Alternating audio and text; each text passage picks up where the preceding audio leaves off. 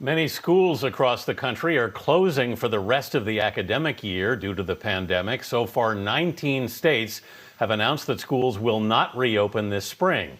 In New York City, the mayor says the nation's largest district, with more than 1 million students, will not reopen. Meg Oliver joins us from outside her home in New Jersey, where the governor says schools are closed indefinitely. Good morning, Meg.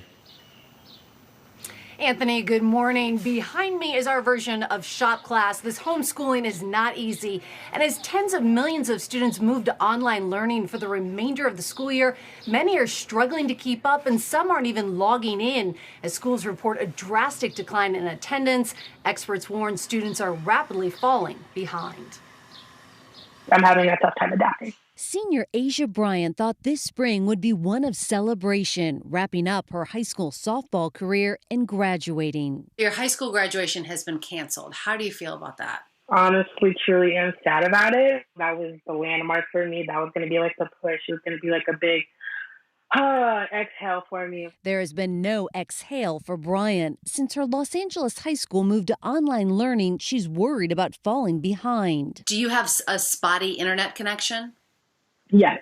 Bryant said her internet often freezes in the middle of lessons. We witnessed her spotty connection firsthand. Did you freeze? Oh, I think you froze. Darn it. Hang on. Bryant says she's still logging on and doing her work, but that's not the case for all students in the Los Angeles Unified School District. The district says for the first 2 weeks of online learning, 15,000 high school students did not log on at all. That has since been cut by about 2/3. Here's your charger. Many districts scrambled to get students devices like laptops and Wi-Fi after schools closed. But there's a lot of catching up to do. Nearly 12 million children do not live in homes with an internet broadband connection. Class, how you feel? Ready to return. Dallas teacher Andrea Bazemore works at a school with a lot of students from low-income households. I had a student who was doing her reading lesson and we were on such a great momentum, but we had to stop about 10-20 minutes in because her data had run out. And her mom said, hey, I gotta stop.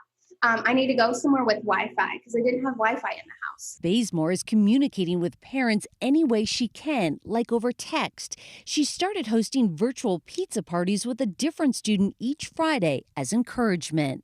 I've solicited some donations from friends and family.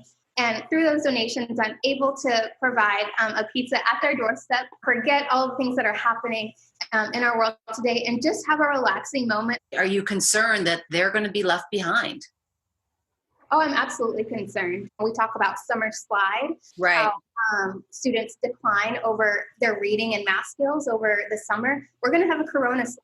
And it's going to be very, very significant. Education expert Dr. Karen Aronian agrees. She said data is already pointing to a very steep decline. This is a crisis right now. We know we're looking at, with reading, a 30% drop-off, and in math, 50% for this time frame. Aronian thinks districts should begin utilizing retired and substitute teachers to help reach students who don't have internet or devices. Those potential families would be linked to a teacher that lives nearby them who could drop off a packet of academic work once per week and check in with them daily. Despite her own challenges, Asia Bryant is hopeful. She plans to attend community college in the fall, where she will play softball. I hope somehow, some way, I can continue to do what I love. I think hopefully playing there as well. It gives me a fresh start. A round of applause for Asia because she keeps logging on despite the challenges. The Los Angeles School District said they will not fail students during this period. Now, back here in New Jersey, some school districts have suspended spring break, requiring students to continue online learning. Thankfully, that didn't happen in our district. We needed a break. So, Anthony, this is our attempt to build a treehouse. Good luck with that, Meg. As I've often said here, my wife's a teacher. My wife's a teacher, and it's an incredibly challenging time to keep the kids' attention and connected, particularly because of the technology issues you talk about. Hats off to the teachers who are doing it. It's really hard work. Thank you, Meg.